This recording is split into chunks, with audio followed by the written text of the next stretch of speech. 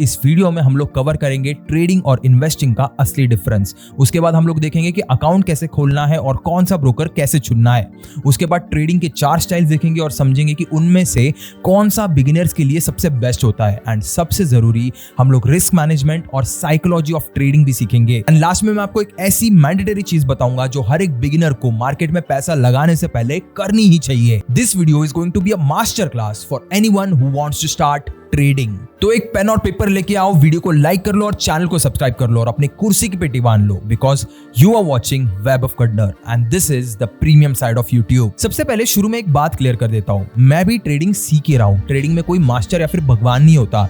जो भी ये कहे ना कि मैं मास्टर हूं, तो वो या तो झूठ बोल रहा है या फिर आपको कुछ बेचने आया है, ऐसा समझ लेना। इस वीडियो में आपको जो भी बताने वाला हूं वो फ्रेमवर्क्स है, रूल्स है, लर्निंग्स है, किसी की भी कोई गारंटी नहीं है।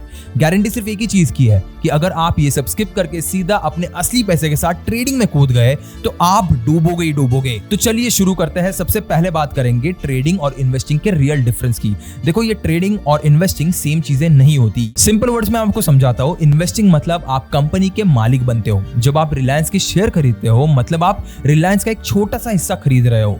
टाइम फ्रेम के हिसाब से अगर मैं बताऊं तो एक इन्वेस्टर 5 साल, 10 साल, 20 साल तक इन्वेस्ट करता है, कैलकुलेटेड रिस्क लेता है और स्टॉक के फंडामेंटल स्टडी करता है, जैसे रेवेन्यू, प्रॉफिट, डेप्ट मैनेजमेंट, क्वालिटी एक्सेट्रा। इसके लिए आपको रिसर्च करना, बैलेंस शीट पढ़ना आना ही चाहिए। और पैसे की बात करूं तो आप 100 रुपए से भी इन्वेस्टिंग स्टार्ट कर सकते हो। कैसे? मैंने इसके ऊपर ऑलरेडी एक वीडियो बना के रखी है, आप आई बटन पे क्लिक करके देख सकते हो या फिर डिस्क्रिप्शन में मैंने इसकी लिंक डाल दी है। फ्रेम के हिसाब से बताऊं तो एक ट्रेडर कुछ मिनट्स, कुछ घंटे या फिर कुछ हफ्ते का ट्रेड लेता है और आपको यहाँ पे डेली चार्ट्स दिखने पड़ते हैं। और ट्रेडिंग मेरे हिसाब से आपके ब्रेन को पूरा लिमिट तक टेस्ट करता है। Technical analysis, price action, position sizing, emotional control, बहुत सारी चीजें आनी चाहिए आपको। टेंशन मत लो, ये सारी चीजें आप इसी वीडियो में सीखने वाले हो। और अगर मैं पैसे की बात करूं तो बिगिनर लेवल पे मिनिमम आपके पास 15,000 से 25,000 की अमाउंट तो चाहिए ही चाहिए। और ये ऐसी अमाउंट होनी चाहिए जो कल को निकल भी जाए तो आपकी जिंदगी में कोई फर्क नहीं पड़ना चाहिए। तो पहले डिसाइड कर लीजिए आपको ट्रेडर बनना है या फिर एक इन्वेस्टर। दोनों पॉसिबल है, बट सीखने का टाइम अलग अलग लगेगा, एनर्जी अलग अलग लगेगी। इस वीडियो में हम लोग ट्रेडिंग पे फोकस करने वाले हैं, क्योंकि इन्वेस्टिंग पे मैं 10-20 वीडियोस ऑलरेडी पहले बना चुका हूं चैनल पे। लेकिन अगर मैं ट्रेडिंग पे बात करूं तो इंडियन यूट्यूब पे ऑनेस्ट कंटेंट बहुत ज्यादा कम है। अब बढ़ते हैं अगले सेक्शन पे कि ट्रेडिंग सबके लिए नहीं होती। अगर आपको जानना है कि ये आपके लिए है या नहीं, तो सबसे पहले ये 3 फिल्टर्स लगा के देखो खुद पे। Filter number 1, capital tolerance. अगर वो पैसा जो आप ट्रेडिंग में लगाओगे वो कल सुबह 0 हो जाए तो क्या आप रात को सो पाओगे? अगर जवाब नहीं है तो ये पैसा ट्रेडिंग का पैसा है ही नहीं, आप ट्रेडिंग में उतरो ही मत। ट्रेडिंग का पैसा तो वो होता है जिसके 0 होने का आपको इमोशनली या फिर फाइनेंशियली इफेक्ट ही नहीं होता। इंडस्ट्री में इसे बोलते हैं रिस्क कैपिटल। बिगिनर्स के लिए मैं रेकमेंड करूंगा कि आपकी टोटल जो सेविंग रहेगी उसका 5 से 10% से ज्यादा नहीं होना चाहिए। यानी मान लो अगर आपके पास 1-2 लाख रुपए तो आप 5,000 से 10,000 रुपए ट्रेडिंग में आराम से डाल सकते हो। उसके बाद फिल्टर नंबर 2 आता है टाइम कमिटमेंट।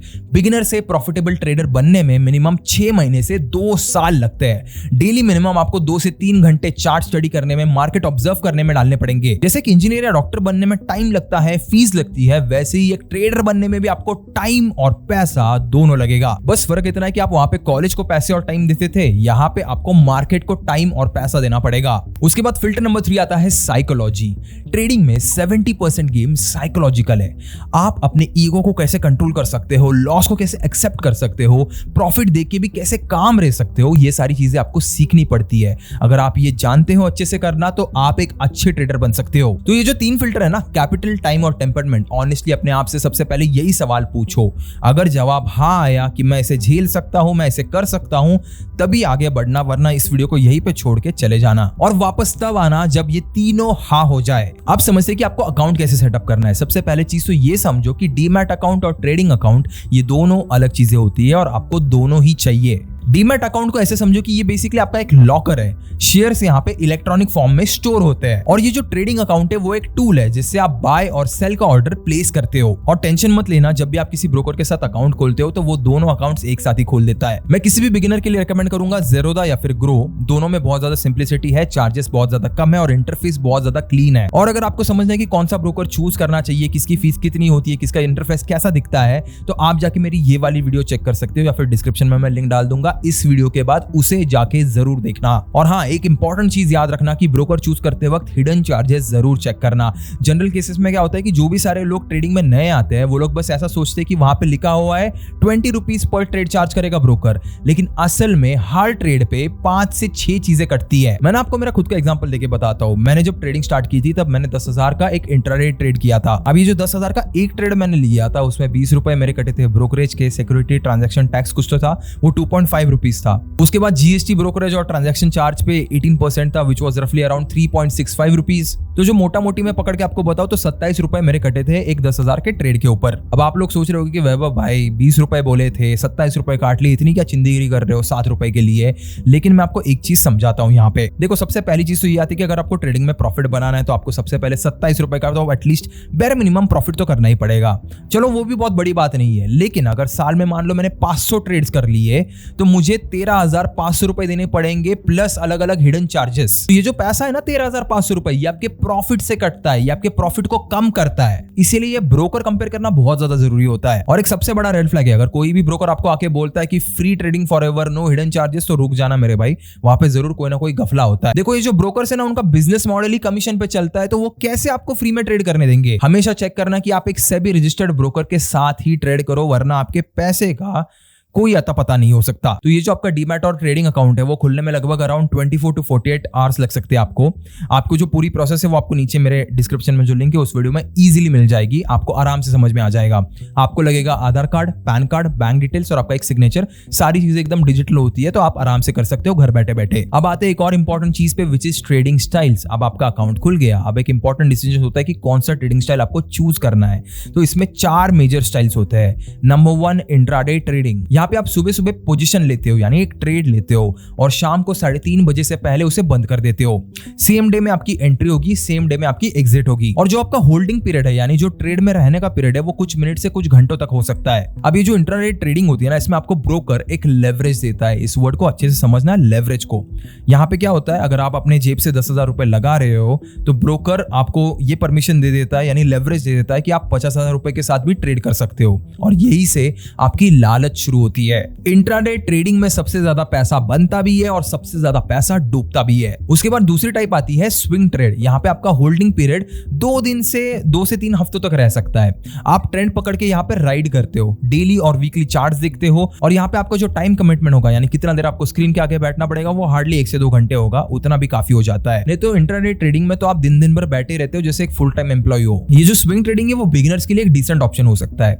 उसके बाद नंबर 3 पे आता है पोजिशनल ट्रेडिंग। यहाँ पे होल्डिंग पीरियड 2 से 3 हफ्ते से कुछ महीनों तक हो सकता है। यहाँ पे आप लॉन्ग टर्म ट्रेंड्स पकड़ते हो। टाइम कमिटमेंट सबसे ज्यादा कम है, क्योंकि एक बार आपने अगर ट्रेड ले लिया तो आप उसे बार बार चेक नहीं करते रहते, आप आराम से 2-3 हफ्ते बाद ही चेक करते हो। और फिर नंबर 4 पे आता है FNO, यानी फ्यूचर्स एंड ऑप्शंस। भाई ये एक अलग वीडियो डिजर्व करता है, लेकिन मैं आपको इस वीडियो में शॉर्ट में बताता हूँ। सबसे पहले समझाता हूँ फ्यूचर्स क्या होता है। यहाँ पे आप एक्चुअल शेयर नहीं खरीदते, आप यहाँ पे एक कॉन्ट्रैक्ट खरीदते हो। इसका मतलब क्या होता है, एक सिंपल एग्जाम्पल के साथ समझाता हूँ, आप अच्छे से समझ जाओगे। मान लो आपको रिलायंस का एक शेयर चाहिए, अभी उसकी प्राइस 3,000 रुपए चल रही है, लेकिन आपके पास इतने पैसे है ही नहीं। तो आप क्या करते हो, एक कॉन्ट्रैक्ट साइन करते हो कि मैं 1 महीने बाद 3,000 की प्राइस पे रिलायंस के शेयर खरीदूंगा। बस आपके पास इतना सा कागज होता है, एक्चुअल शेयर नहीं होता। अब अगर 1 महीने बाद रिलायंस 3,200 का हो गया तो आप 3,000 में खरीद सकते हो, क्योंकि कॉन्ट्रैक्ट आपने साइन किया था। और अगर आप चाहो तो तुरंत 3,200 में उसे बेच भी सकते हो, आपको इंस्टेंटली 200 रुपए का प्रॉफिट हो जाएगा। लेकिन अगर रिलायंस का शेयर 2,800 पे चला गया, यानी नीचे गिर गया, तो आपको फिर भी उसे 3,000 रुपए में ही खरीदना पड़ेगा, क्योंकि आपने कॉन्ट्रैक्ट साइन किया था। और आपको जो लॉस है वो हो जाएगा 200 रुपीज पर शेयर। इसे कहते हैं फ्यूचर्स, यानी आप प्राइस के मूवमेंट पे बेट लगा रहे हो बिना एक्चुअल शेयर खरीदे। अभी जो ऑप्शन है ना वो थोड़ा सा अलग है। यहाँ पे आप राइट खरीदते हो, ऑब्लिगेशन नहीं होता आपके ऊपर। मतलब अगर आपको फायदा हो रहा है तो ही कॉन्ट्रैक्ट यूज करो, अगर नुकसान हो रहा है तो उसे आप छोड़ भी सकते हो। लेकिन ये जो राइट होता है उसे खरीदने के लिए आपको अपफ्रंट एक छोटी सी प्रीमियम भी देनी पड़ती है, जो नॉन रिफंडेबल होती है। अगर वो गई तो गई। अब जरा ध्यान से सुनना, FNO का असली खेल लेवरेज है, यानी ब्रोकर सिस्टम आपको 3,000 रुपए का कॉन्ट्रैक्ट सिर्फ 500 से 600 रुपए में दे देता है। मतलब छोटे से कैपिटल से आप एक बहुत बड़ा ट्रेड ले सकते हो। आप 10 10,000 रुपए लगा के 1 लाख रुपए का भी ट्रेड ले सकते हो। सुनने में लगता है ना कि भाई क्या जैकपॉट चीज है, छोटे पैसे में मैं बहुत बड़े रिटर्न्स बना सकता हूं, लेकिन यहाँ पे एक कड़वा सच भी है। जैसे लेवरेज प्रॉफिट को 10x कर सकता है, वैसे ही वो आपके लॉस को भी 10x कर सकता है। मान लो स्टॉक आपका 2% गिरा तो आपका 20% का लॉस हो सकता है, और कई बार तो ऐसे भी होता है कि स्टॉक 5% भी गिरा ना तो आपका पूरा कैपिटल ही खत्म हो जाता है, क्योंकि आपने लगाए थे सिर्फ 10,000 रुपए। तो इस वीडियो में हम लोग एफएनओ की बात नहीं करने वाले, इसको हम लोग छूने भी नहीं वाले, क्योंकि बिगिनर्स के लिए एफएनओ बनाई नहीं है। एफएनओ इज सिंपली लाइक कि मैं किसी 5 साल के बच्चे को बुगाटी दे दूं चलाने के लिए, तो इससे प्लीज मत करना। तो अगर मैं आपको लॉजिकली बात करके समझाऊं तो सबसे पहले 3 से 6 महीने में सिर्फ पोजिशनल ट्रेडिंग में खेलना, पहले ट्रेंड्स को पकड़ना सीखना और मार्केट को ऑब्जर्व करना। अगर आप 3 से 6 महीने कंसिस्टेंटली प्रॉफिटेबल रहे तभी स्विंग ट्रेडिंग ट्राई करना। अब अगर आप स्विंग ट्रेडिंग में 6 महीने में कंसिस्टेंटली प्रॉफिटेबल रहे तभी इंट्राडे कंसिडर करना। तब तक आपको मार्केट का रिदम समझ में आ जाएगा, इमोशनल कंट्रोल भी आपका डेवलप हो जाएगा। और ये जो एफएनओ है ना, उसको मिनिमम 2 साल के लिए छूना भी मत। अब आप मुझे बोलोगे वैभव भाई क्या बात कर रहे हो यार, 2 साल लगेंगे क्या ट्रेडर बनने में? तो भाई एक आदमी के बारे में मैं आपको बताता हूं जिसका नाम है विजय केडिया। जानते हो ये कौन है? मल्टी बैगर इन्वेस्टर जो मिडिल क्लास बैकग्राउंड से आए थे आपके और मेरी तरह, लेकिन आज इनका पोर्टफोलियो जानते हो कितने का है? 1000 करोड़ का। उनकी एक बहुत ही फेमस लाइन, एक फेमस फ्रेमवर्क है, वो हमेशा याद रखना, which is called as smile.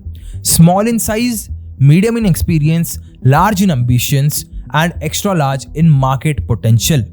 इन्होंने भी पोजिशनल और लॉन्ग टर्म में ही अपना सारा पैसा बनाया है, इंट्राडे ट्रेडिंग में नहीं। और राकेश झुनझुनवाला, जिन्हें लोग बिग बुल ऑफ इंडिया कहते हैं, 5,000 से उन्होंने स्टार्ट किया था 80s में, और आज उनका पोर्टफोलियो 40,000 करोड़ से भी ज्यादा का है। उन्होंने भी पोजिशनल और लॉन्ग टर्म ट्रेडिंग से शुरुआत की थी, इंट्राडे ट्रेडिंग से उनकी $1 बिलियन नेटवर्थ नहीं बनी है। इंडिया में आज तक इंट्राडे ट्रेडिंग से कोई भी बड़ी सक्सेस स्टोरी नहीं बनी है, ये चीज याद रखना।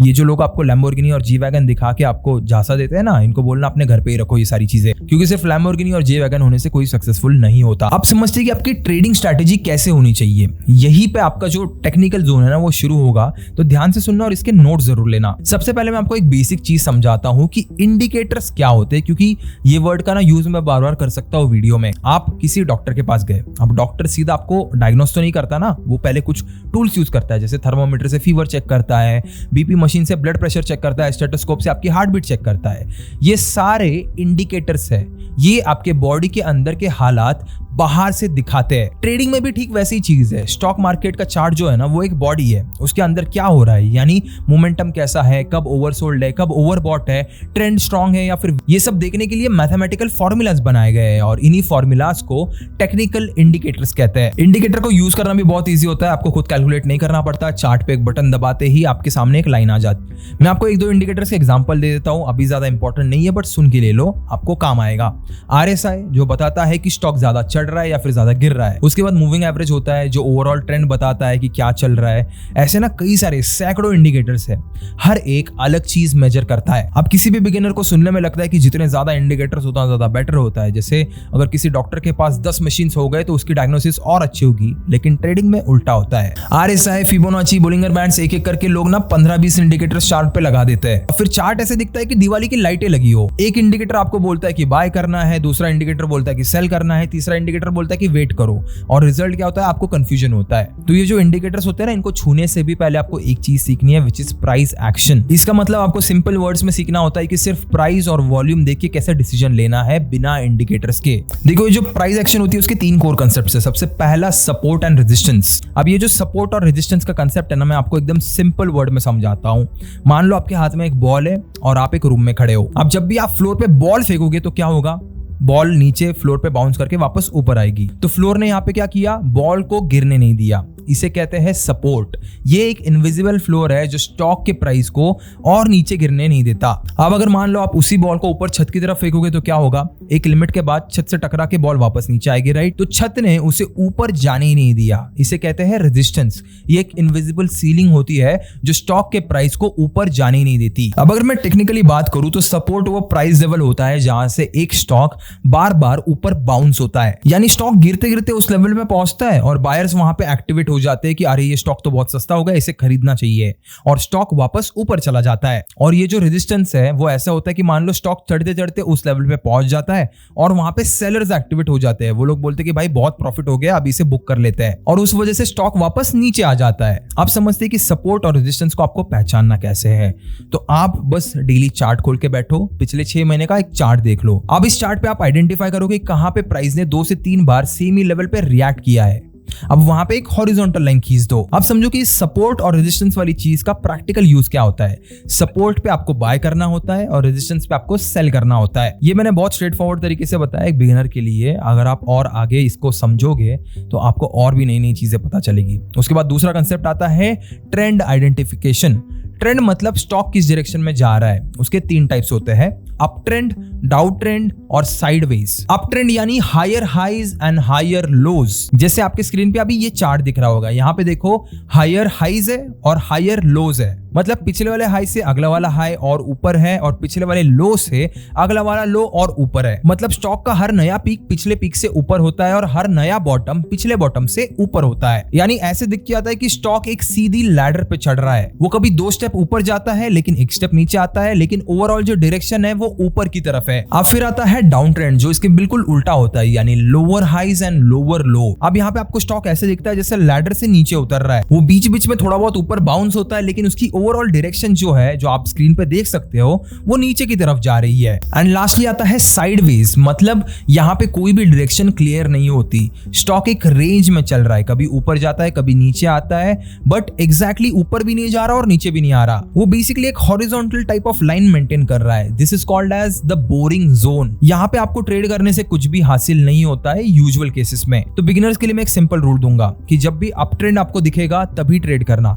डाउन ट्रेंड और साइडवेज में अपना हाथ मत डालना। रीजन बहुत सिंपल है, मैं आपको एग्जांपल से समझाता हूँ कि रिवर में जब भी आप स्विम करते हो, अगर आप करंट के डायरेक्शन में तैर रहे हो तो आपको तैरना आसान लगता है, आपका एफर्ट बहुत कम लगता है और आप बहुत तेजी से आगे बढ़ते हो। लेकिन वहीं पे आप मान लो कि करंट या फिर बहाव के अगेंस्ट स्विम कर रहे हो, तो आपको वहां पे पूरा जोर लगाने के बाद भी आप आगे नहीं बढ़ते हो। तो ट्रेडिंग में भी ठीक वैसी चीज होती है। अप ट्रेंड मतलब current is with you, down trend मतलब करंट इज अगेंस्ट यू।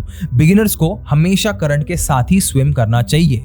एक बार जब आप प्रो स्विमर बन जाते हो तब आप किसी भी टाइप के करंट के साथ स्विम करना सीख लेते हो, लेकिन उसमें टाइम है। उसके बाद तीसरा आता है वॉल्यूम। वॉल्यूम मतलब एक दिन में कितने शेयर्स ट्रेड हुए, बाय और सेल्स का टोटल एक्टिविटी कितना था। अब ये जो वॉल्यूम है वो इतना इंपॉर्टेंट क्यों है, क्योंकि ये आपको कंफर्मेशन देता है। इसे आप ऐसे समझो कि कोई बंदा आपको बोले कि मैं लॉटरी जीत गया हूं, मुझे 1 करोड़ रुपए मिल गए हैं, तो आप वेरीफाई कैसे करोगे। आप या तो उससे बैंक स्टेटमेंट मांगोगे या फिर उसका लॉटरी का टिकट मांगोगे या फिर उससे बोलोगे कहां पे आया है मुझे बता। अगर उसने आपको प्रूफ दे दिया तो आपको कंफर्म हो जाएगा कि वो जीत गया है। अगर वो प्रूफ नहीं दे रहा है तो आपको पता चल जाएगा कि ये सिर्फ फेक रहा है। तो ये जो वॉल्यूम है ना, वो भी ठीक वैसा ही प्रूफ है। स्टॉक का प्राइस उछल गया बिना वॉल्यूम के तो शायद ये सिर्फ एक क्लेम हो सकता है, एक फेक मूव हो सकता है और वापस तेजी से वो नीचे गिर सकता है।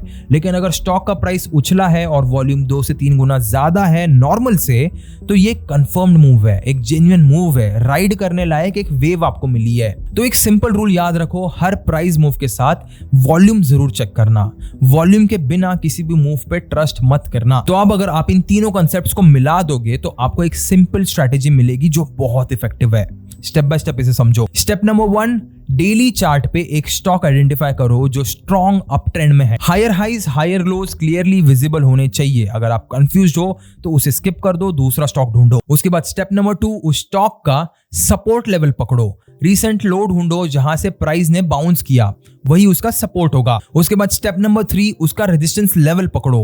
रीसेंट हाई ढूंढो जहां से प्राइस ने उसे रिजेक्ट किया, वही उसका रेजिस्टेंस होगा। एक वहां पे हॉरिजॉन्टल लाइन मार दो। एंड स्टेप नंबर 4, अब एंट्री लेके ट्राई करो। अब जो आपको एंट्री लेनी है वो आप 3 तरीके से ले सकते हो। सबसे पहला तरीका है सपोर्ट पे बाय करो और जो आपका स्टॉप लॉस है वो थोड़ा नीचे रखो। मतलब अगर सपोर्ट 500 का है तो 500 या फिर 505 के बीच में बाय करो और स्टॉप लॉस 490 पे रखो। इसे कहते हैं बाय द डिप वाला अप्रोच। उसके बाद दूसरा तरीका आता है रेजिस्टेंस ब्रेकआउट पे बाय करो। स्टॉक अगर रेजिस्टेंस तोड़ के ऊपर चला गया और वो भी वॉल्यूम के साथ, तो उसे तुरंत बाय करो और जो आपका स्टॉप लॉस है वो ब्रेकआउट लेवल के थोड़ा नीचे करो। इसे बाय द स्ट्रेंथ वाला अप्रोच कहते हैं। और फिर तीसरा तरीका आता है ब्रेकआउट के बाद रीटेस्ट पे बाय करो। अगर स्टॉक ने रेजिस्टेंस तोड़ा फिर वापस उसी लेवल पे आया टेस्ट करने के लिए और फिर वापस से बाउंस हुआ, तो यहाँ पे बाय करो। ये सबसे सेफ एंट्री होती है, क्योंकि यहाँ पे आपको एक कंफर्मेशन मिल जाती है कि पहले की जो रेजिस्टेंस थी वो अभी की सपोर्ट बन चुकी है और मार्केट ने उसे रिस्पेक्ट किया है। उसके बाद स्टेप नंबर 5 आता है स्टॉप लॉस और टारगेट पहले डिसाइड करो, ट्रेड बाद में लो। लेकिन रुको, शायद मैंने ये स्टॉप लॉस क्या होता है वो आपको समझाया नहीं है, मैं आपको इजीली समझा देता हूं, क्योंकि ये ट्रेडिंग का सबसे इंपॉर्टेंट वर्ड है। स्टॉप लॉस मतलब एक प्री डिसाइडेड प्राइस लेवल जहां आप सिस्टम से ऑटोमेटिकली एग्जिट कर देते हो। It is like an automatic braking system for a car. यानी मान लो कोई भी स्टॉक नीचे गिर रहा है और आपका स्टॉप लॉस हिट हो गया, तो अगर वो स्टॉक और भी नीचे गिरे तो आपका और ज्यादा लॉस नहीं होगा, आप वहीं पे रुक जाओगे। उसके बाद स्टेप नंबर 6 आती है एंट्री के बाद चार्ट हर 5 मिनट में चेक मत करो मेरे भाई। डेली चार्ट पे ट्रेड कर रहे हो तो एंड ऑफ द डे एक बार देखो। फ्रीक्वेंट चेकिंग से क्या होता है, इमोशनल डिसीजन ट्रिगर होते हैं। तो ये मेरी एक सिंपल स्ट्रैटेजी है, बहुत ज्यादा बोरिंग लगती है लेकिन यही कंसिस्टेंट पैसा बनाती है। और एक इंपॉर्टेंट पॉइंट, एक स्ट्रैटेजी को महीनों तक प्लीज प्लीज प्लीज रिपीट करो। मिनिमम 100 ट्रेड्स उसी सेम स्ट्रैटेजी से लो, तभी आपको पता चलेगा कि स्ट्रैटेजी काम करती है या फिर नहीं, या फिर आपको सूट भी करती है या फिर नहीं। देखो, ये जो नए ट्रेडर्स आते हैं ना, उनका बिहेवियर कैसा रहता है, वो एक स्ट्रैटेजी 3 दिन तक ट्राई करते हैं, उसके बाद उसने काम नहीं किया तो दूसरी ट्राई करते हैं, वो भी 3 दिन ट्राई करेंगे, उसने काम नहीं किया तो तीसरी ट्राई करेंगे। मेरे भाई, कोई भी स्ट्रैटेजी ना उठा के देख लो, वो आपको 3 दिन में उसे आप जज नहीं कर सकते, वो आपको रिजल्ट नहीं देती। स्टैटिस्टिकल सिग्निफिकेंस के लिए मिनिमम 30 से 50 ट्रेड्स तो होने ही चाहिए, तो पेशेंस रखो। और जो टॉप 200 से 300 स्टॉक्स है ना, उन्हीं में फोकस करो। निफ्टी 100, निफ्टी नेक्स्ट 50, यहाँ के ही स्टॉक्स चुनना। उसके बाद आता है अगले सेक्शन पे, विच इज रिस्क मैनेजमेंट। ये वो सेक्शन है जो 90% बिगिनर्स ना स्किप कर देते हैं, क्योंकि उन्हें लगता है कि छी, इसे क्या ही सुनना है। तो यहाँ पे बिगिनर्स के लिए मेरी एक सिंपल लाइन है, वो हमेशा याद रखो कि स्ट्रैटेजी से ज्यादा इंपॉर्टेंट होता है रिस्क मैनेजमेंट। आप वर्ल्ड के बेस्ट स्ट्रैटेजिस्ट क्यों ना रहो, आप वर्ल्ड की बेस्ट स्ट्रैटेजी क्यों ना यूज करो, अगर आपका रिस्क मैनेजमेंट खराब है तो आप डूबोगे। तो रिस्क मैनेजमेंट के कुछ सिंपल रूल है। रूल नंबर 1, पोजीशन साइजिंग, जिसमें 1 to 2% का एक रूल आता है। ये रूल बहुत सिंपल है। एक ट्रेड में आपका लॉस जो है वो टोटल कैपिटल के 2% से ज्यादा नहीं होना चाहिए। अब यहाँ पे मैं आपको एक चीज क्लियर कर देता हूँ, लॉस और इन्वेस्टमेंट दोनों अलग चीजें होती है। इन्वेस्टमेंट मतलब आपने कितना पैसा लगाया, लॉस मतलब अगर ट्रेड गलत हो गया तो आपका कितना पैसा गया। मैं आपको इसे एक एग्जांपल से समझाता हूँ। अगर आपके पास 1 लाख रुपए का कैपिटल है तो 2% का लॉस मतलब होता है मैक्सिमम 2000 रुपीज। तो मान लो आपने कोई स्टॉक देखा 500 रुपए का, वहां पे आपने स्टॉप लॉस लगा दिया 490 रुपीज का, मतलब पर शेयर अगर आपको लॉस भी होता है तो मैक्सिमम 10 रुपीज का होगा। तो अब यहाँ पे आपको क्वांटिटीज निकालनी है। 2000 डिवाइडेड बाय 10 रुपीज का loss, which gives me 200 shares. लेकिन जरा रुको, 200 शेयर्स इंटू 500 रुपीज जो उसकी वैल्यू थी शेयर की, that gives me 1 lakh rupees. यहाँ पे तो आपका पूरा कैपिटल एक ट्रेड में ही निकल जाएगा, ये तो सही नहीं है, राइट। तो इसलिए ये प्रैक्टिकल रूल बहुत इंपॉर्टेंट है। एक ट्रेड में मैक्सिमम 25% कैपिटल लगाओ, यानी 1 लाख का लगभग 25% होता है 25,000 रुपए। ये 25% में मैक्सिमम की बात कर रहा हूँ। अगर मैं रिकमेंडेड कहूँ तो 5 से 10% ही होगा। तो इस 25,000 में मैं अगर बात करूँ तो 500 रुपए के मैं कम से कम 50 स्टॉक तो खरीद सकता हूँ। तो आपकी जो फाइनल पोजीशन रहेगी that will be 50 shares into 500 rupees, which equals to 25,000 जो हमने इन्वेस्ट किए थे। वहां पे आपका स्टॉप लॉस था 490 रुपीज। तो अगर आपका कुछ भी मूव गलत होता है तो आपको लॉस होगा 10 रुपीज का, which gives me 10 into 50 which is 500 rupees का लॉस। तो आपके 1 लाख रुपए पे आपका लॉस हुआ सिर्फ 0.5% का। ये इसे कहते हैं सेफ ट्रेडिंग। ये जो सिंपल मैथ्स मैंने आपको दिखाया ना, वो आपको टिप ऑफ द टंग पे याद होना चाहिए और आपको करने आना चाहिए। लेकिन नहीं भी आता तो छोड़ो, 2 सिंपल रूल याद रखो। पहला, लॉस कभी कैपिटल के 2% से ज्यादा नहीं होना चाहिए, और दूसरा, एक ट्रेड में इन्वेस्टमेंट कभी कैपिटल का 25% से ज्यादा हरगिज नहीं होना चाहिए। इन दोनों रूल्स के अंदर ही ट्रेड करो, चाहे कुछ भी हो जाए। उसके बाद रूल नंबर 2 आता है stop loss non negotiable. Stop loss क्या होता है ये आप पहले ही समझ चुके हो। अब उसके 3 इंपॉर्टेंट रूल्स भी समझ लो। पहला रूल, एंट्री से पहले स्टॉप लॉस डिसाइड करो, ट्रेड लेने के बाद नहीं। पहले ही आपको डिसाइड करना है कि आपको स्टॉप लॉस कहां पे लगाना है। उसके बाद आता है दूसरा रूल, स्टॉप लॉस सिस्टम में सेट करो, दिमाग में मत सेट करना।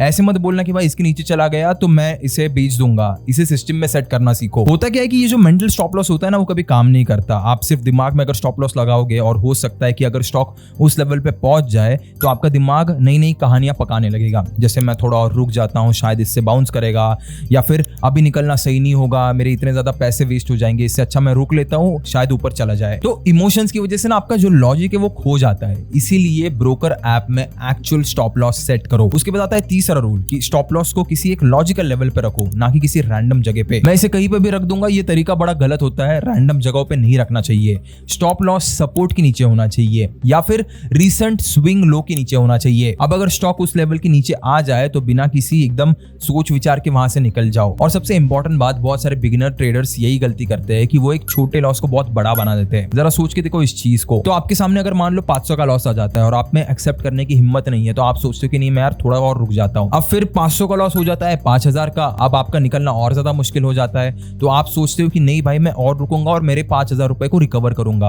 आप देखते ही देखते हो 5000 का लॉस 15000 का लॉस बन जाता है। अब जब वो 15000 का लॉस हो जाता है तो एक ट्रेडर क्या सोचता है कि नहीं भाई मुझे 15000 का लॉस नहीं करवाना है, इतने पैसे मैं एक दिन में गंवा नहीं सकता, मेरे इतनी दिनों की जो प्रॉफिट थे वो सारे खत्म हो चुके हैं। तो अभी मैं क्या करता हूँ, इस ट्रेड में रुका रहता हूँ, शायद आगे बढ़ जाए, शायद से ऊपर चला जाए, शायद से मुझे वापस प्रॉफिट दे दे। तो आप यहाँ पे क्या बन जाते हो, एक ट्रेडर से एक इन्वेस्टर बन जाते हो। आप सोचते हो कि 1-2 हफ्तों में ये ऊपर चला ही जाएगा। तो मेरे भाई ये इन्वेस्टर बनने का जो डिसीजन था ना आपका, वो तब नहीं लिया जाता कि जब आप लॉस में हो। अगर आप उस 500 के लॉस को एक्सेप्ट कर लेते ना तो आपका ये 15000 का लॉस नहीं होता। हो सकता है 500 का लॉस एक्सेप्ट करके आप आगे बढ़ जाते और शायद अगले कुछ ट्रेड्स में उसे रिकवर भी कर लेते। लेकिन बहुत बार आप क्या करते हो, एक छोटे से गलत ट्रेड को इतना बड़ा गलत बना देते हो कि आपको रिकवर करना मुश्किल हो जाता है। इसी वजह से मैं कहता हूं कि ये जो स्टॉप लॉस है वो नॉन निगोशिएबल ही होना चाहिए, और जो भी आपका लॉस है वो छोटा रखो ताकि आपकी रिकवरी जल्दी हो जाए। अब ये लॉस कितना रखना है, ये रूल नंबर 3 आपको सिखाएगा, which is risk reward ratio. देखो हर एक ट्रेड में आपका पोटेंशियल प्रॉफिट पोटेंशियल लॉस का मिनिमम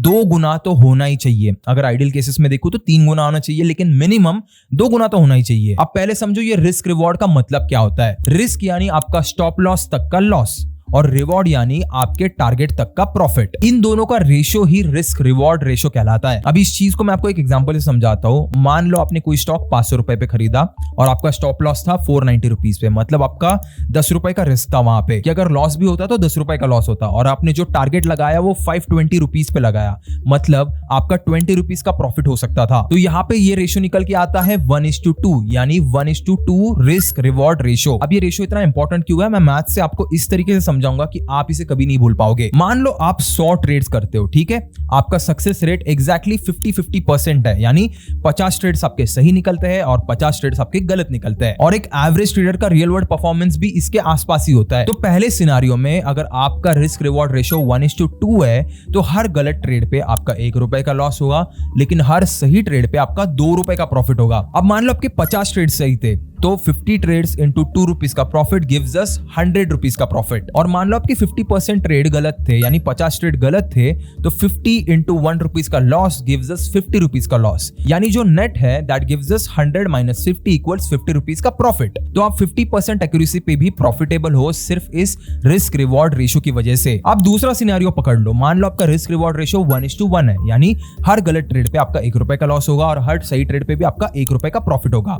और एक्यूरेसी भी मान लेते हैं सेम 50% है, यानी 50 सही ट्रेड्स पे आपका 50 रुपए का प्रॉफिट बनेगा, 50 गलत ट्रेड पे आपका 50 रुपए का लॉस होगा। तो जो आपका नेट आएगा दैट विल बी 0। तो पूरा साल ट्रेडिंग करने के बाद भी आप वही के वही रहोगे, सारी मेहनत आपकी बेकार रहेगी। देखो ये जो प्रॉफिटेबल ट्रेडिंग होती है ना, वो कभी 100% एक्यूरेसी से नहीं आती, वो बस एक्चुअल सिंपल मैथ से आती है। और एक इंपॉर्टेंट बात आपको बताता हूं, जो प्रो ट्रेडर्स है ना, जो वॉल स्ट्रीट पे बैठे हुए हैं, जो हेज फंड चलाते हैं, उनका भी सक्सेस रेट 50 से 60% से ज्यादा नहीं होता, लेकिन फिर भी वो करोड़ों रुपए कैसे बनाते हैं, उनके रिस्क रिवॉर्ड रेशियो सही रखने की वजह से। वो सही ट्रेड्स में बड़े प्रॉफिट्स निकालते हैं और गलत ट्रेड्स में छोटे छोटे लॉसेस एनकाउंटर करते हैं। तो एक सिंपल रूल रखो, कोई भी ट्रेड लेने से पहले एक चीज कैलकुलेट करो, आपका जो प्रॉफिट है वो पोटेंशियल लॉस के मिनिमम 2 गुना होना चाहिए। अगर वो नहीं है तो ट्रेड मत लेना, उसे स्किप करना, अगली बार आपको एक बेटर अपॉर्चुनिटी मिल जाएगी। उसके बाद आता है rule number 4, daily loss limit. एक सिंपल रूल याद रखो, अगर एक दिन में 3 कॉन्जिक्यूटिव लॉसेस हो गए या फिर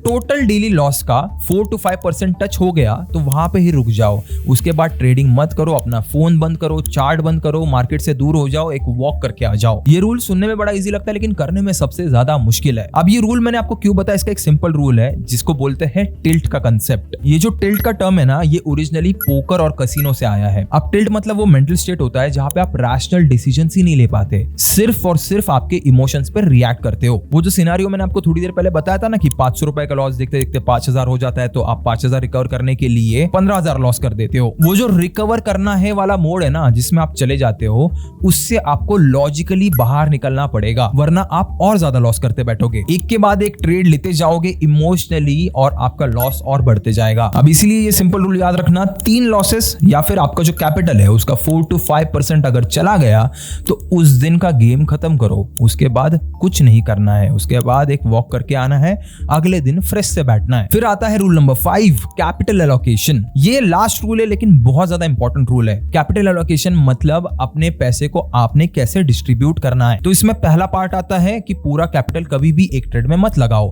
पोजीशन साइजिंग का जो मैंने रूल आपको बताया था उसमें हमने लोगों ने देखा था कि एक ट्रेड पे मैक्सिमम आपका 25% कैपिटल लगना चाहिए। अगर मान लो आपने पूरा 1 लाख रुपए एक ही स्टॉक में लगा दिया और मान लो गलती से भी वो स्टॉक गलत चला गया या फिर नीचे चला गया तो आप कुछ भी नहीं कर सकते। आपको मान लो कोई और दूसरा अच्छा स्टॉक मिल भी जाए तो आपके पास पैसे ही नहीं बचे क्योंकि आपने सारे के सारे 1 लाख रुपए यहीं पे लगा दिए थे। तो क्या होता है कि एक अच्छी अपॉर्चुनिटी के चक्कर में अगली 10 अच्छी अपॉर्चुनिटीज मिस हो जाती है। उसके बाद दूसरा पार्ट आता है कि एक टाइम पे 3 से ज्यादा ट्रेड्स कभी भी ओपन मत करना, यानी 3 से ज्यादा ट्रेड्स में कभी भी इन्वेस्ट मत करना। नए ट्रेडर्स का एक कॉमन पैटर्न होता है, उनको हर एक स्टॉक में एक नई अपॉर्चुनिटी दिखती है, उनको लगता है कि भाई ये भी ट्रेड लेना चाहिए, वो भी ट्रेड लेना चाहिए, तो वो लोग क्या करते हैं एक टाइम पे 10 अलग अलग ट्रेड्स में इन्वेस्ट कर देते हैं। अब होता क्या है यहाँ पे कि आप हर एक ट्रेड पे प्रॉपर अटेंशन ही नहीं दे पाते क्योंकि 10 अलग अलग ट्रेड खुले हैं। तो ये जो मैं कंसेप्ट आपको अभी समझाने वाला हूं उसे कहते हैं diversification with in trading. Investing में जो डाइवर्सिफिकेशन हम लोगों ने समझा था पुरानी वीडियोस में, उसका मतलब क्या होता है कि आप अलग अलग सेक्टर्स में पैसा लगाते हो, अलग अलग एसेट क्लास में पैसा लगाते हो।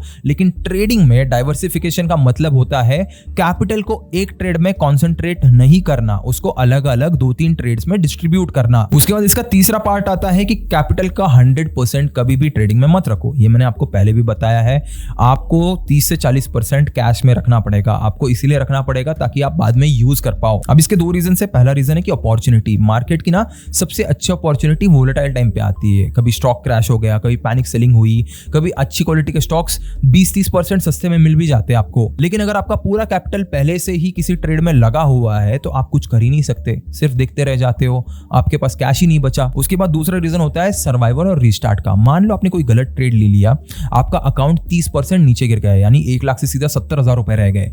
अब अगर आपका पूरा पैसा ट्रेड्स में ही है और आप सब लॉस में हो तो आपको रिस्टार्ट करना मुश्किल हो जाएगा। लेकिन मान लो अगर आपका 40-50 हजार रुपए कैश के रूप में आपके पास फ्रेश में पड़ा हुआ था तो आप स्टार्ट कर सकते हो वापस से। तो ये जो कैश है वो आपको सेकंड चांस देता है। Understand this stuff that cash is a trade too. बैठ के कुछ ना करना भी एक डिसीजन है and sometimes that is the best decision. देखो ये जो अडानी और हिंडनबर्ग के टाइम पे हुआ था ना कि बहुत सारे लोगों को लॉस हुआ था, उन लोगों ने भी यही गलती की थी। उन्होंने क्या सोचा कि भाई अडानी में तो कभी पैसा डूबता ही नहीं है, उल्टा बढ़ते ही जा रहा है, बढ़ते ही जा रहा है, तो मैं अपने सारे पैसे उठा के वहीं पे डाल देता हूँ। लेकिन जैसे हिंडनबर्ग की रिसर्च की रिपोर्ट आई और लोगों को पता चला कि यार इन पे तो स्टॉक मैनिपुलेशन के एलिगेशंस लगे हैं, तो एक ही हफ्ते में वो स्टॉक सीधा आधे पे आ गया। अडानी टोटल गैस का स्टॉक जो है ना वो 80% गिरा था, यानी 100 रुपए से सीधा 20 रुपए का हो गया। अब जो लोग बिना स्टॉप लॉस लगाए हुए वहां पे इन्वेस्टेड थे और अपना सारा 15-20 साल की सेविंग लगाए हुए इन्वेस्टेड थे, उनकी सारी सेविंग चली गई। अब मुझे बताओ क्या उनके पास स्ट्रैटेजी नहीं थी? उनके पास एक अच्छी स्ट्रैटेजी थी लेकिन उनके पास रिस्क मैनेजमेंट नहीं था। मान लो अगर उन्होंने 10-15% पे स्टॉप लॉस लगाया होता तो उनकी 10-15% अमाउंट ही निकल जाती, और उन्होंने अगर पोजीशन साइजिंग वाला कंसेप्ट यूज किया होता तो उनका लिटरली 75% कैपिटल अभी भी सेफ रहता। और अगर इन्होंने जो डाइवर्सिफिकेशन जो मैंने आपको अभी बताया वो यूज किया होता तो बाकी के स्टॉक्स जो है वो अडानी के लॉसेस को काउंटर कर देते, बैलेंस कर देते। देखो स्टॉक मार्केट में एक सिंपल रूल है कि आपको स्टॉक मार्केट कभी नहीं मारता, आपको मारते हैं अपनी खुद की गलतियां, और जो इंसान इन गलतियों से सीखता है ना वही स्टॉक मार्केट में लंबे टाइम तक टिकता है और सबसे ज्यादा पैसा बनाता है। अब बढ़ते हैं अगले सेक्शन पे विच इज साइकोलॉजी। तो आपने स्ट्रेटेजी सीख ली, आपने रिस्क मैनेजमेंट समझ लिया, अब सबसे मुश्किल चीज होगी जो आपका खुद का दिमाग टेस्ट करेगी, क्योंकि ट्रेडिंग जो है ना वो 70% गेम साइकोलॉजिकल है, स्ट्रैटेजी 20% प्ले करती है और बाकी जो रोल है 10% बचा हुआ वो मार्केट प्ले करता है। लेकिन सबसे आयरॉनिक बात यही है कि भाई लोग इस 70% जो साइकोलॉजी वाला गेम है उस पर कभी ध्यान ही नहीं देते, उस पर कभी टाइम स्पेंड नहीं करते। तो ट्रेडिंग के 3 मेन साइकोलॉजिकल दुश्मन है। पहला दुश्मन है फोमो, यानी फियर ऑफ मिसिंग आउट, कि भाई कहीं छूट ना जाए वाला डर। ये सबसे कॉमन दुश्मन है और ये आपको हर जगह दिखेगा। अब मैं आपको ना एक सिनारियो बताता हूँ जो मेरे साथ भी हुआ है। मैं कहीं पर बिजी था, मैंने चार्ट नहीं देखा। अब मुझे एक दोस्त ने खबर बताई कि भाई ये स्टॉक ना 5% चढ़ गया, तो मेरा दिमाग ने मेरे को बोल दिया कि भाई चढ़ चुका है तो चलो एंट्री कर लेता हूँ। जल्दी जल्दी में हड़बड़ाहट में मैंने ऊंची कीमत में वहां पे एंटर कर लिया और 5 मिनट बाद, लिटरली 5 मिनट बाद वो स्टॉक 3% गिर गया, क्योंकि मैंने किसी की सुनी सुनाई बात में फोमो में आके उस स्टॉक का एनालिसिस किए बिना उसमें कूद गया और मैंने गलती से वो स्टॉक टॉप पे खरीद लिया। जब लोग लोग प्रॉफिट बुक करना स्टार्ट कर रहे थे और इसी वजह से मेरा वो 3% का वहां पे नुकसान हो गया। तो यहाँ पे ना बस एक चीज समझ लेना, ये मेरा पर्सनल ओपिनियन है कि मिस्ड अपॉर्चुनिटी बैड एंट्री से हमेशा बेटर है। मिस्ड अपॉर्चुनिटी में सिर्फ काश मैं करता आता है, पैसा इन्वॉल्व नहीं होता, लेकिन बैड एंट्री में आपका पैसा भी जाता है। मैंने एक चीज over the period of time सीखी कि मार्केट में ना बहुत सारी अपॉर्चुनिटीज आएगी, ऐसी अलग अलग अंधी अपॉर्चुनिटीज आएगी, तो एक अपॉर्चुनिटी मिस करने से कुछ ज्यादा बड़ा कुछ होने नहीं वाला। उसके बाद दूसरा दुश्मन आता है रिवेंज ट्रेडिंग। रिवेंज ट्रेडिंग मैंने आपको बताया था, लोगों का ईगो हर्ट हो जाता है कि उनको 500 रुपए का लॉस हो गया तो वो 5000 पे चले जाते हैं, फिर 10,000 का लॉस करते हैं, 15,000 का लॉस करते हैं। ये नहीं करना है, ये एक पूरा साइकोलॉजिकल गेम है। अगर आप मार्केट से बदला लेने जाओगे तो वो आपको 100% हम्बल करेगा ही करेगा, वो आपको आपके घुटनों पर लेके ही आएगा। तो इस सिंपल चीज को आप एक ट्रिगर से पहचान सकते हो। मान लो एक लॉस के बाद तुरंत आपको दूसरा ट्रेड करने का ऐसा इच्छा हुआ, आपके हाथ हिलने लगे, तो यहीं पे रुक जाना। लॉस के बाद, किसी भी लॉस के बाद एक सिंपल रूल रखो जो मैंने अपने लाइफ में रखा है, दैट इज मिनिमम मैं 1 घंटे का ब्रेक ले लेता हूं। मैं ना वो चार्ट खोल के देखता हूं, मैं बस एक वॉक पे चला जाता हूं, हेडफोन लगा लेता हूं और एक मस्त म्यूजिक सुनता हूं। मैंने एक चीज समझी कि जब आप अपने ब्रेन को रीसेट होने का टाइम देते हो तब आप ट्रेडिंग में और ज्यादा एफिशिएंट बन जाते हो। उसके बाद तीसरा दुश्मन आता है ओवर कॉन्फिडेंस आफ्टर विन। देखो मैं एक चीज बताता हूं, ट्रेडिंग में एक सिंपल एक रूल होता है, रूल भी नहीं बोलूंगा मैं इसे, ये एक नॉर्मल कॉमन चीज है जो सबके साथ होती है, दैट इज बिगिनर्स लक। पहले 2-3 ट्रेड्स में हो सकता है आप लगातार जीतते जाओ तो आपका क्या होता है, डोपामिन रश आ जाता है दिमाग में, आपको लगता है कि भाई क्या जीनियस इंसान हूं मैं मार्केट समझ चुका हूं। अगला फिर बड़े ट्रेड में क्या करते हो आप, और ज्यादा प्राइस बढ़ा देते हो अपनी, और जो अपना स्टॉप लॉस है वो लगाते नहीं या फिर भूल जाते हो या फिर इतना नीचे लगा देते हो कि फिर लग जाते हैं आपके। और होता क्या है कि पिछले 3 ट्रेड्स में जो आपने प्रॉफिट कमाया है वो भी जाता है, ऊपर से और एक्स्ट्रा भी चला जाता है। तो जब भी आपकी लगातार एक स्ट्रीक बन जाए ना, यानी आप कंटिन्यूअसली प्रॉफिट करते जाओ, उसके बाद भाई एक छोटा सा ब्रेक ले लेना यार, अपने दिमाग को ठंडा तो दो, थोड़ा सा शांत रहने दो। और उसके बाद एक सिंपल रूल रखना कि हर ट्रेड में कंसिस्टेंसी रखनी है, यानी हर ट्रेड सेम साइज का होगा।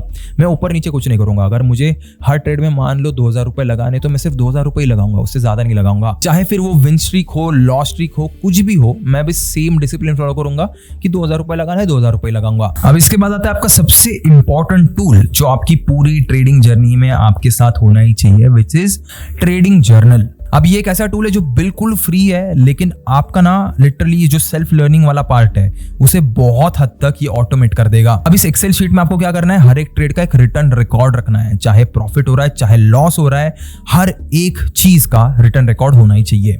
इसको बनाना कैसे है ये आपके स्क्रीन पे अभी आ रहा होगा ताकि आप इसे एग्जैक्टली कॉपी कर पाओ। ज्यादा मुश्किल नहीं है, ये सारे मैट्रिक्स आपको आपके ब्रोकर ऐप पे इजीली मिल जाएंगे। और बस मैंने यहाँ पे कुछ ऐसी चीजें ऐड कर दी है जो आपको इमोशनली साइकोलॉजिकली खुद को अंडरस्टैंड करने में बहुत ज्यादा हेल्प करेगी। तो 2-4 ऐसे सवाल भी है। अब इसको क्या करना है, हर ट्रेड क्लोज होने के बाद तुरंत इसे लिखना है, और इसको बस लिखना नहीं है, इसको वीकली यानी संडे के दिन पे रिव्यू भी करना है। और फिर बैठ के बस पैटर्न्स को ढूंढना है कि कौन से सेटअप में मैं कंसिस्टेंटली जीत रहा था, या फिर कौन से स्ट्रैटेजी के साथ मैं कंसिस्टेंटली जीत रहा था, कौन से में मैं हार रहा था, मेरे दिमाग में कैसे इमोशंस चल रहे थे जब मैंने बहुत ज्यादा पैसा बनाया, कैसे इमोशंस पे मैंने बहुत ज्यादा पैसा गवाया। अब ये जो डेटा है वो सिर्फ और सिर्फ आपके लिए होगा। ये जो स्ट्रैटेजीज है ना उसके दुनिया भर के वीडियोस आपको यूट्यूब पे किसी भी किताब में मिल जाएंगे, लेकिन ये जो डेटा जो आप खुद के लिए बना रहे हो, जो जर्नल आपके लिए बना रहे हो, वो आपकी खुद की पर्सनल होगी।